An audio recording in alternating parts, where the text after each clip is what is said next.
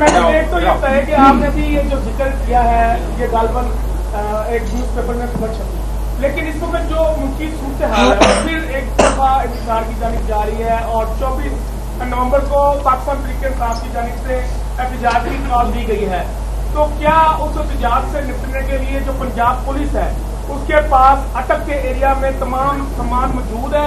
क्या anti right का सामान उसके अलावा शल भी मौजूद है? प्रॉब्लम यह है कि अब जो ये जरूरी बात है जो मैंने मईशत के हवाले से और ये उसके से की, ये सब बैकग्राउंड में चली जाएगी और ये जो सियासी खबर है यही हेडलाइन बनेगी और इसी के अंदर से जो है वो आपको खबर मिलेगी। अब आपने सवाल पूछ लिया है तो मेरी ख्वाहिश ये थी कि आज हम इस टॉपिक पे रहते। अभी मैंने देखा अल जहाद के नारे लगे हैं KPK के वजीर आला हाउस के अंदर। जिहाद किसके खिलाफ है? रियासत के खिलाफ। रियासत के खिलाफ जिहाद हुकूमतें नहीं करती। रियासत के खिलाफ जिहाद जो है वो हो ही नहीं सकता। ये खारजी जो है, जिनको खारजी कहा जाता है, जो पाकिस्तान में इंतशार चाहते हैं, जो पाकिस्तान के अंदर फसाद बर्पा करना चाहते हैं, वो अगर तालिबान की तरह अल जहाद के नारे लगाएंगे तो फिर उनके साथ वही सलूक होगा जो खारजियों के साथ करना चाहिए। और अभी मुझे पता चला कि हमारी जो गैर सियासी खातून है, खातून अव्वल, बस इतनी ही गैर सियासी हैं कि वो सिर्फ रिमोट कंट्रोल पे एक वजीर आज़म को चलाया करती थी। इतनी ही गैर सियासी हैं कि वो किसी के जो हाउसिंग कॉलोनियां हैं उनके NOC दिलाने के लिए सिर्फ 5 कैरेट का हीरा लिया करती थी। और इतनी ही गैर सियासी हैं कि वो एक वजीर आज़म को जो है वो किसको उसको तकर्रुर करना है वो पानी के घड़े में से नाम देख के बताया करती थी, कौन सी ट्रांसफर पोस्टिंग होगी। इतनी ही गैर सियासी थी और इतनी ही गैर सियासी थी कि वो जो है वो एक वजीर आज़म को किसको आर्मी चीफ की तकर्री सियारों और सितारों की चाल के हिसाब से किस वक्त होगी, बस इतना सा ही गैर सियासी जो है वो थी। और इतनी गैर सियासी थी कि अरसलान बेटे को जो है वो मुखालिफिन को गद्दारी से लिंक कराया करती थी। तो भाई इतनी सी गैर सियासी थी, क्या हो गया? आप लोगों ने खामखा एक क़यामत उठा दी है और अब वो जो है वो सिर्फ तकरीर कर रही है। अब वो तकरीर की शक्ल में इमरान खान का पैगाम पहुंचा रही हैं तो गैर सियासी हुई ना। अब देखिए ना, इमरान खान का पैगाम पहुंचाना सियासी बात तो है नहीं।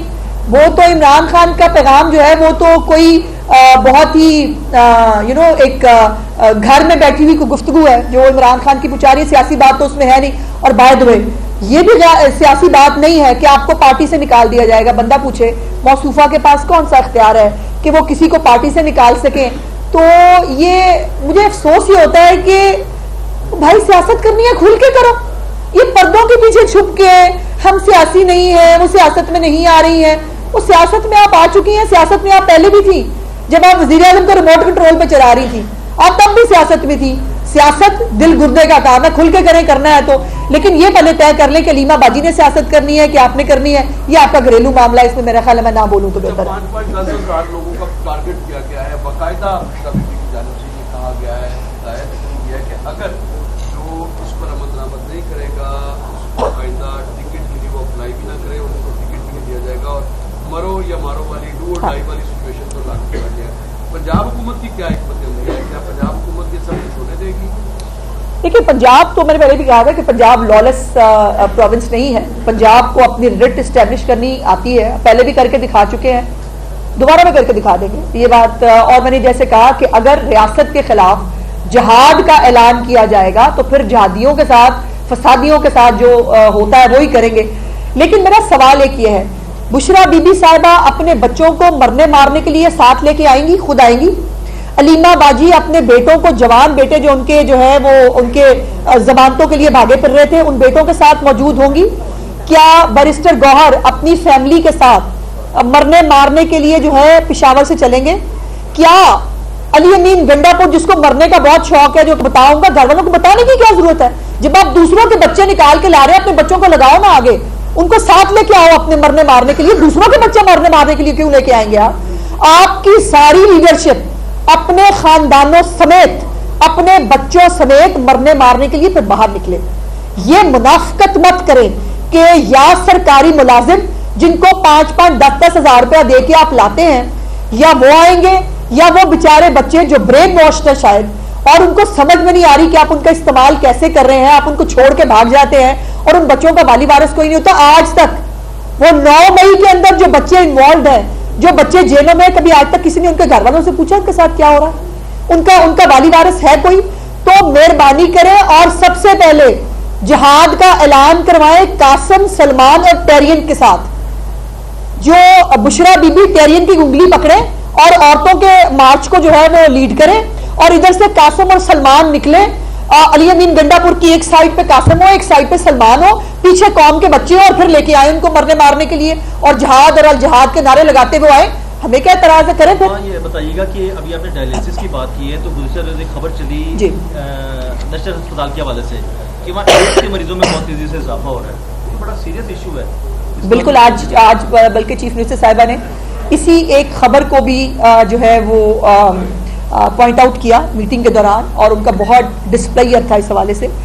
जो रिपोर्ट उनको पेश की गई अस्पताल की तरफ से, उस रिपोर्ट को उन्होंने सरीहन रिजेक्ट किया है, और उन्होंने कहा कि मैं ये बात समझती हूँ कि कभी कोई अस्पताल जो है वो अपनी गफलत, अपनी नाअहली एक्सेप्ट नहीं करता, और एक गलत जो है वो रिपोर्ट बनाकर भेज जाते हैं और बरी ज़िम्मा होते हैं, जिसको मैं कतई तौर पर कबूल करने के लिए तैयार नहीं हूँ।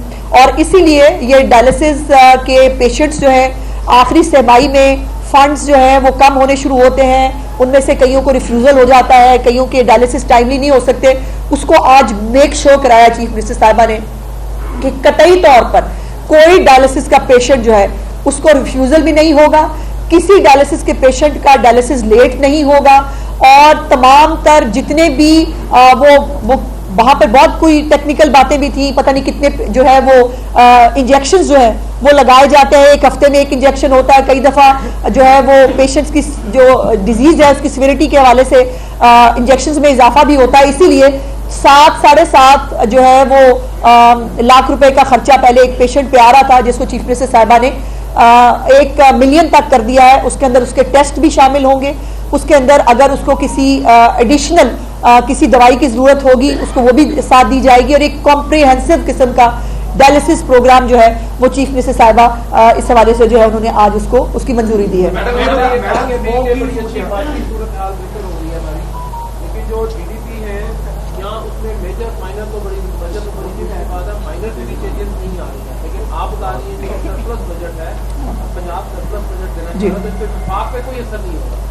देखिए, वफाक चूंकि वफाक है, उसके अंदर तमाम सूबों को अपना अपना कंट्रीब्यूशन देना है। मैं अपना पंजाब का जवाब दे सकती हूँ। अब केपीके के अंदर अगर केपीके के चीफ मिनिस्टर को होश नहीं है, अगर उसने सिर्फ 5-5, 10-10 हज़ार रुपया जो है वो बांटना है पब्लिक के अंदर, उसने जो है वो पब्लिक का कोई काम नहीं करना, और उसने पैसे लुटाने हैं। केपीके जो है वो दहशतगर्दों की अमाजगाह है, वहां पर वो मतलब सारे पाकिस्तान से अब सवाल ये है, वो जो हम कोई गुलाम है फलाने हैं, वो उनके गुलामों के लेटर भी आ गए हैं कि जहां पर अमेरिकन फर्म्स जो है वो हायर की जा रही हैं कि खुदा का वास्ता इमरान खान को बचा लो। और ये जो वहां पर पंजाब के एमपीएस जो है उन्होंने दरबार आलिया में जाके हाजिरी दी। पूछना चाहती हूँ कि सुनाओ कैसी लगी? ये जो दूसरों को जिस बात का ताना देते थे वो मुकाफात अमल की थप्पड़ की शक्ल में इनके चेहरों के ऊपर पड़ रहा है। और पंजाब से जो एमपीएस हैं, एमएनएज हैं, उनको पिशावर के दरबार आलिया में बुलाकर उनकी हाजिरी हुई है। तो अच्छा है, मुझे तो अच्छा लग रहा है, मुझे मजा आ रहा है।